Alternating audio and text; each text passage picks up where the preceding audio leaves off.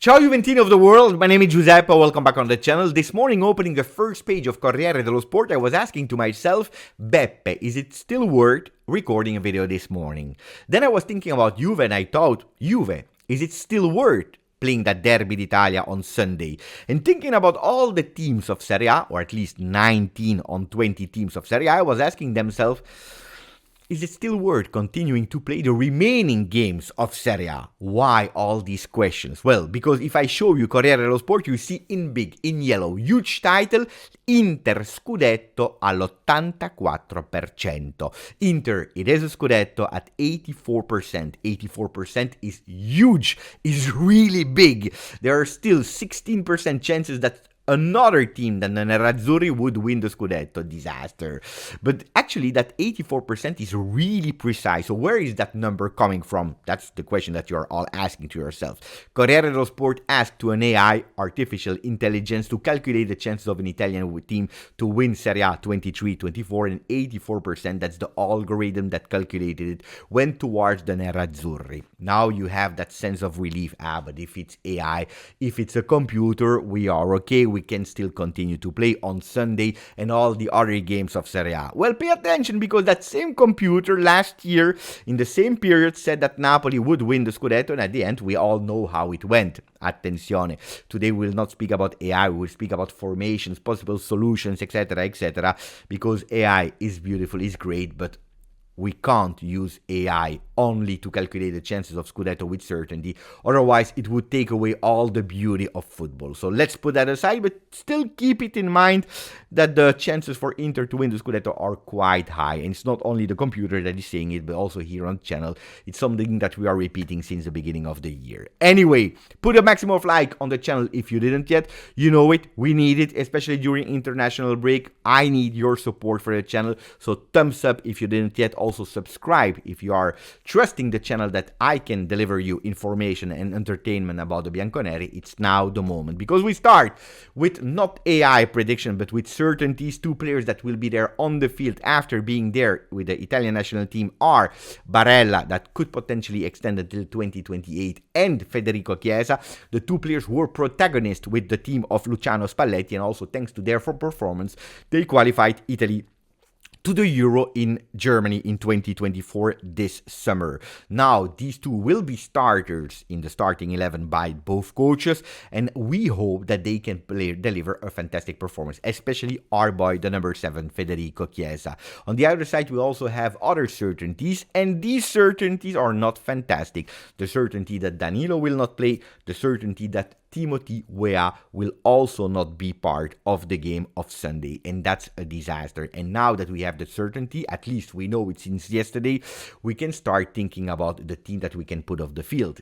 I tell you, it will be a last-minute decision by Max Allegri. I can guarantee you that on Saturday, when there will be the press conference, he will still say that he needs to take decision, because at the moment it's quite difficult. We need to understand where the physical condition of players are. Yesterday, Miretti and McKennie, they trained, not with the team but individually, and we hope to have them at the max of their possibility, and they will not reach 100%, but the max of what they can deliver on the field. McKennie should be there. Apparently yesterday, someone that I know met him in Torino, and she asked him, Weston, will you be there on Sunday? Where he said, yes, I will be there on Sunday. So, of course, it's the player that spoke, but it's a nice rumor to know. On the other side, Miretti is still a big question mark. So, let's say that we don't have Locatelli and Miretti would do it. What is the most logical lineup? Well, the formation should be a 3-5-2 with the defense that remains the same. Rugani, Bremer, Gatti. By the way, Gatti played 1 game. Rugani, 0 games. Bremer, even if he was called up, 0 games. With their national teams, Rugani was not even called up. So that should be the starting defense with Szczesny into the goal. If we go towards a recuperated Miretti, even not at 100%, but if he can start the game, we see Cambiaso as a mezzala, Miretti as a mezzala on the right side, Rabiot taking that spot as a regista with McKennie on the right, because Weah is not there, Kostic on the left. What are my question marks for these lineups? Well, we have a lot. We have 4 questions. The first one, You know that football today is not anymore played with 11 men, but with 16 men, especially after all the energy spent during the international break. Well, Cambiaso starting, Weston McKennie starting, there are no changes on that right side of the field. That's my first one. The second one is that Cambiaso will play in an adapted role as a mezzala, where he played partially 2 games ago against Fiorentina. He did quite well, but it's not his position. Rabiot would play as a regista. Rabiot is not a regista. If we are speaking about geography, yes, he can cover that zone, but it would be in a total different role. It would be one that offers physicality, but not geometry. So 2 players that are adapted. And my fourth question, of course, is what about Miretti? Because Miretti, we are not sure that he could start. So that lineup, not sure if we can see it, or at least if that would be the best one. Another option, still continuing with that 3-4-3-5-2, is starting with Nicolosi. Nicolosi, that was able to do all the training session with Allegri during international break, could be a bet from Max Allegri, but here what are my questions? Well, yes, we have Cambiaso that can rest on the bench to give power, energy in second half for Weston McKennie, that I remind you is still not at 100%, could be a good one. Nicolosi there, okay, because that's his spot. Rabiot goes back to a mezzala on the left. Still, the question is, what about Miretti? And if I'm looking at that lineup in that midfield, well, if we are fighting against the physical midfield of Inter, we are a bit too light. Nicolosi is a skinny player. First start with Juve in a big game against Inter, the pressure would be 1,000. Miretti, it's not the one that will win you the physical contrast, so that lineup, that midfield is, according to me, a bit light. On the other side, you could go towards a 3-5-2, giving a bit more muscle in the midfield with McKennie in the midfield together with Nicolosi and Rabiot. At least you have 2 players that are quite tall, quite big, a la Rabiot and McKennie, with Nicolosi that will be a real regista, with Cambiaso on the right side. And Cambiaso can go up and down, not his best game against Cagliari on the right side, but at least you are reinforcing that midfield. What is my question there? Well, if you are looking at that midfield, there is zero creativity. That will be a game where you will be with 8 men in defense, waiting for a miracle that ball, a long ball, arrives to Chiesa and Vlahovic, that will be totally wasted and isolated. So what is my solution here? And that's where we go towards a change of lineup. A 3-4-2-1. And for the people that are loyal to the channel, you will remember that 3-4-2-1 was one of my options for last year. Not with 3 strikers, but with one that could play and be the link between the midfield and the striker. And who am I targeting at this moment? It is Kenan Yildiz. Because playing with a 3-4-2-1, we have a Kostic that can give support defensively but also offensively.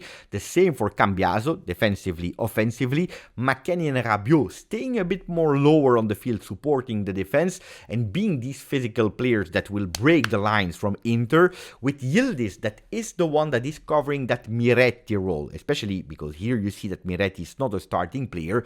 He can go down when we have no possession in that midfield. You know that he also trained as a mezzala, but being that first link with Chiesa and Milik. Who do we see on the right side?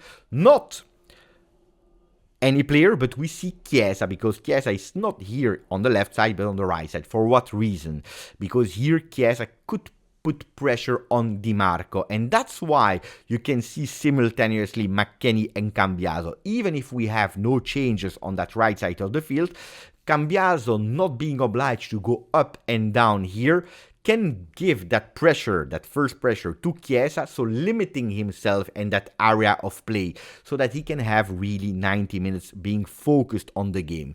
Chiesa there, putting pressure on Di Marco, and I remember a game that he did 2 years ago, I believe, or 3 seasons ago, against Milan, against Theo Hernandez. Well, that could be a solution with Yildiz, that is in top form, that is at the moment, you know, at the 7th sky, because everything is doing well, to see a possible Kenan Yildiz being that creative link, being that surprise of Juve instead of a Nicolosi. So give me your opinion there. Why Milik and not Vlahovic from the start?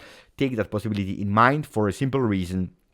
because Milik didn't go with the national team of Poland. He rested, he is and should be in form, and he has the most minutes in the legs from everyone. Now, what is the danger? The danger is that Kenan Yildiz, since his goal against Germany, is in all the first pages, in all the front pages, and starting a game against Inter would put even more pressure on him, because he knows at that moment that he can be the key factor, that it can be a decisive moment for his career. Maybe it is not like that, but probably it will play a role in his head.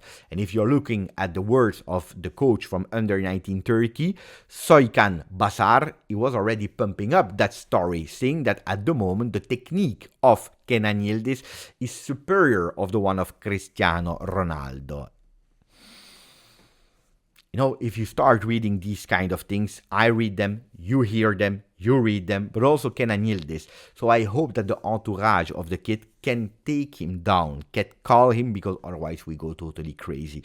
And that would not be beneficial for the kid. Anyway, I give you a spoiler of the second video that I will do today, because I will speak about the fantastic interview of Tognozzi, ex-chief of scouts of Juventus, that spoke about Bellingham, Holland, and all the young players in his 6 years at Juve, the one that he contacted and signed, the one that he failed to sign, etc., etc.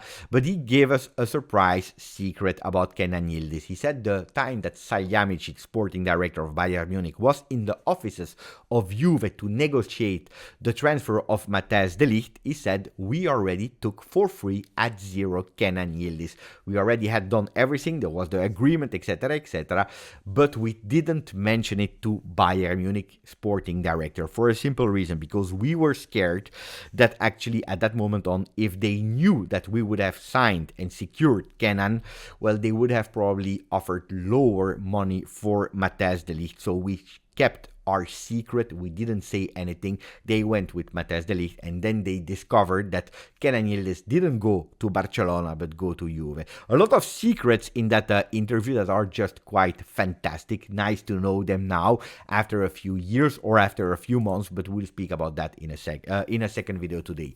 Now I wanted to continue about that 3-4-2-1 that is a 3-4-3. The ideal solution could, of course, be a 4-3-3, but at the moment we are lacking in left and right back. So that 3-4-2-1, that 3-4-3 could be a solution from January on. Why? Because the pages are continuing to speak about Jadon Sancho. And what is the newness in the affair Jadon Sancho that you already know everything about is that Jean-Claude Blanc would be potentially one of the CEO, or would be the CEO of Manchester United in a few weeks. Is that a good news for Juve? In a way, yes, because Jean-Claude Blanc has a past with the Bianconeri. He was their CEO at a certain moment, I believe for 1 year was even the president of Juve. So he remained in contact with the Bianconeri world, which could potentially make the transfer on loan, don't forget that on loan with a huge part of the salary covered by United, easier. Well, Sancho in that 3-4-3